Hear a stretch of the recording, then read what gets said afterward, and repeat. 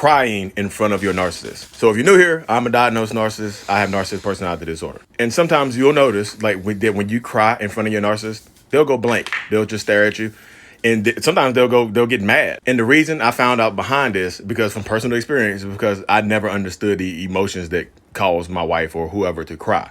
You know what I mean? But it would give like a sense of power to be the reason that person is crying, to be in control of that person's emotions to the point where they cry, they erupt with emotion, they erupt with anger sometimes. And then sometimes when you crying in front of a narcissist, they're like, why are you crying for? Crying is not going to solve anything. You're too emotional. Why you put your emotions to the side? Sometimes you might even notice that when you start crying and stuff like that, it might actually turn the narcissistic person on, man or woman. So in conclusion, narcissists can't regulate their own emotions, our own emotions. So we try to regulate yours, but we don't understand yours. That's why there's so many ups and downs when you're dealing with a narcissist. Stay safe and strong.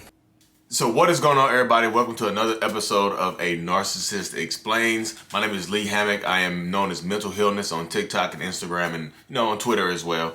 If this is your first time seeing my face, I'm a diagnosed narcissist. I bring awareness to narcissistic personality disorder and also validate the victims and survivors of the abuse that comes with the disorder a lot of times.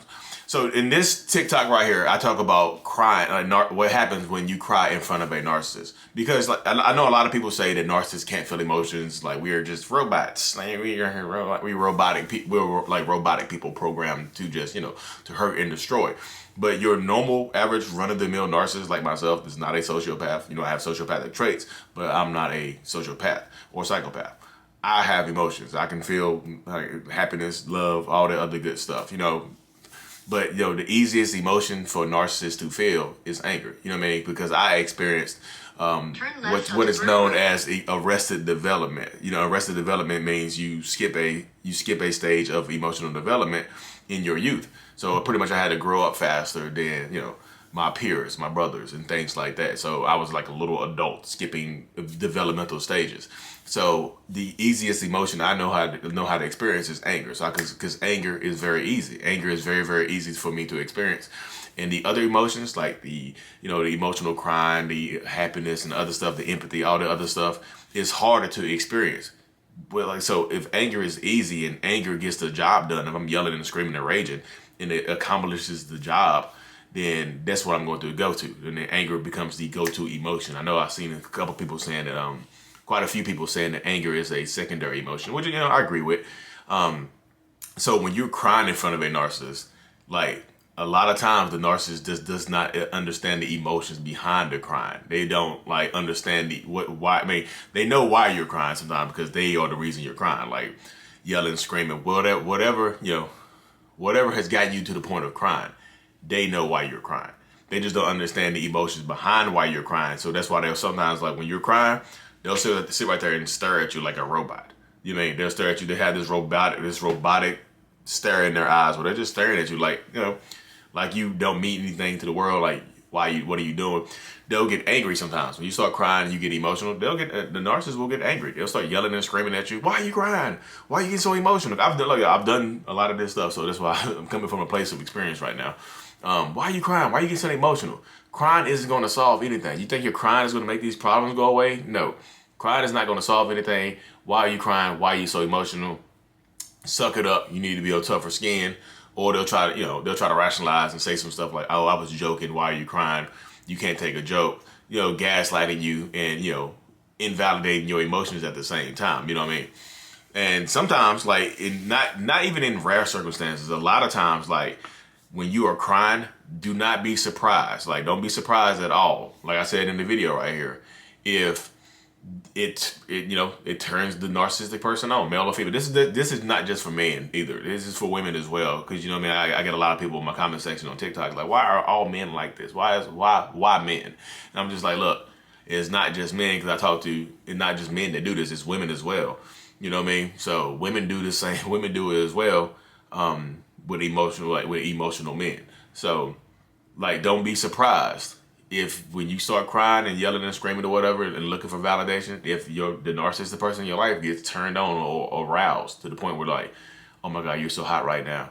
Or they'll try to take you to the bedroom, try to get you right then and there, because they connect the emotion you're feeling, they connect that to power and control. At the root of narcissism is control. So they feel a bit of power over you. They feel a bit of control over you, and they feel a connection to you. So that's why, you know, and if you give into that, that's why that further builds that trauma bond. Because they, like, a lot of times, because like if you in the emotional state, a very high emotional state, because of this narcissist, they are the reason, like we are the reason you're crying. And then we try to become the reason you don't cry. So we are in control of your emotional state. And so if you lay down with that person, you sleep with that person, so sometimes, a lot of times, whatever, sometimes, I don't know the scientific research behind it, but I've seen it so many times when I'm talking to survivors, when I'm talking to other narcissists, they agree with that as well. Like that, their relations in that moment in time bring you closer together for some reason, because they are the person that hurt you, and then they become the person that healed you. So it's like a savior Satan complex. You know what I mean? That person has been Satan to you to get you to cry, but then they be the savior, which clap the cheeks or give you some cheeks. You know what I mean? So in that situation right there, so you got to kind of watch that. Like if like I said, it's like a tormented soul. Like the narcissist, they're staring at you, and they'll say something to you. Like they'll want you to look at. Sometimes people get really get into that psychosis, and they'll tell you, look me in the eyes when you cry. You know what I mean? Look at me when you cry. They like it. It literally arouses them because they don't understand the emotions behind it. But so it'll turn them on. It'll arouse them. It'll make them, it'll bring them closer to you somehow. I'm telling y'all, it's a very, very weird experience to deal with, and being on my side of it. And I just remember being in it, looking at it, it's just like watching my wife cry or whoever cry. I'm just like, why are you crying? And it's gonna sound weird, but I used to be one of those.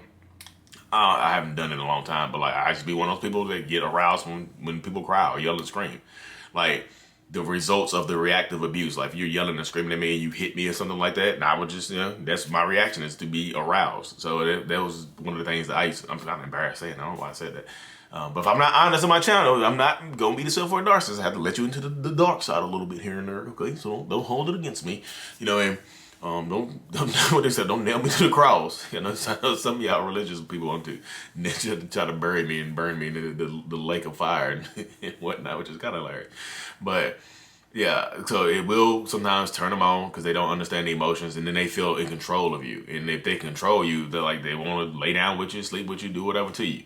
You know what I mean? Because they feel that power. It's like a power trip.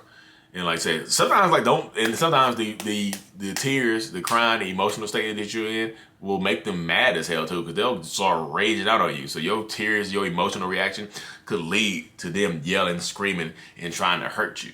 So be careful with that as well. I know I hate saying it to tell you to be careful with your emotional state and whatnot, but if you choose to stay with a person like that, that's the kind of stuff you have to deal with. And you kind of don't react. You have to kind of stifle your emotions and things like that. Is it possible? Is it healthy?